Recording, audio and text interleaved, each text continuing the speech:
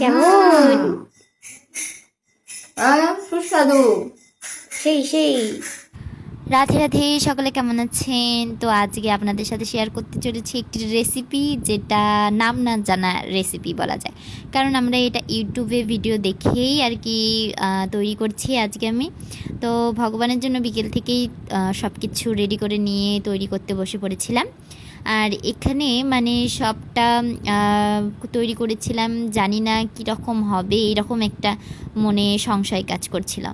তো দেখতেই পাচ্ছেন এখানে তৈরি করে নিয়েছি আটার ময়দা। ময়দাটা ভালোভাবে হাত দিয়ে তৈরি করে নিয়েছি। এরপরে আগে থেকে ভেজে রাখা আলুগুলো এভাবে এক সাইডে দিয়ে দিচ্ছি। এরপরে এটাকে ভালোভাবে আলুগুলো দিয়ে এটাকে টুইস্ট করব। প্রথমে একটা পর্দা হচ্ছে টুইস্ট করতে হবে। তারপরে টুইস্ট করার পরে একটা ভালো একটা চাকু দিয়ে ভালো করে প্রথমে ধুয়ে নেবেন, পরিষ্কার করে নেবেন অবশ্যই চাকুটা।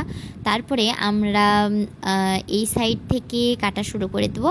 তো বেশি লম্বা লম্বা করে কাটা যাবে না, তাছাড়া আলুগুলো বের হয়ে যেতে পারে, তাই আমরা একটু ছোট ছোট করে কাটার চেষ্টা করব। তো এইভাবে কাটার পরে আমরা কি করব, পুরোটাই এইভাবে কি বলে রোল করে নেব, যেরকম আর কি রোল করে। তো রোল করে নেওয়ার পর এটাকে আমরা এখন রাউন্ড করব। তো এইভাবে রাউন্ড করে নেওয়ার পর কোনোভাবে এটাকে আমরা আরেকটার সাথে জুড়ে দেবো, যেন এটা হচ্ছে ভেঙে না পড়ে বা আলু কোনোভাবেই যেন বেরোতে না পারে। আপনারা চাইলেও অন্য সবজিও এটার ভিতর দিতে পারেন, আমরা আলু ভাজি দিয়েছিলাম আর কি। তারপরে দেখতে পাচ্ছেন এরকম ভাজা হয়ে গেছে। তো কয়েকটা আর কি খুলে আসছে দেখতেছিলাম, তো প্রথমবার ট্রাই করা, তাই জন্য হয়তো বা এরকম। তো তারপরে পরপর এরকম অনেকগুলো তৈরি করে আমরা ভাজতে শুরু করে দিয়েছিলাম। তো এখানে ছাকা তেলে ভাজা হচ্ছিল আর অল্প করে দিয়ে ভাজা হচ্ছিল, যেন ভাজাটা অনেক সুন্দর হয় আর একরকম হয়। তো এই জন্য আর কি। তো সব মিলিয়ে সব কিছু কমপ্লিট করার পর ভগবানকে নিবেদন করার পর দেখতেই পাচ্ছেন একদম পুরো মহাপ্রসাদ হয়ে গেছে, আর দেখতে অনেক সুন্দর হয়েছে। দেখতে পাচ্ছেন এটা এটা যে কি আসলে আমরা নিজেও জানি না, কিন্তু আমরা এটা হচ্ছে ইউটিউব দেখে তৈরি করেছি এবং ভগবানের প্রসাদ হয়ে গেছে। আর আপনাদেরকে এবার দেখাবো যে কেমন হয়েছে ভিতর থেকে। এটা অনেক মচমচে, এই দেখুন। আর ভিতরে কিন্তু এখানে আলু ভাজি দেওয়া আছে। তো এখন একটু টেস্ট করে আমরা দেখি। হ্যাঁ, কেমন? সুস্বাদু।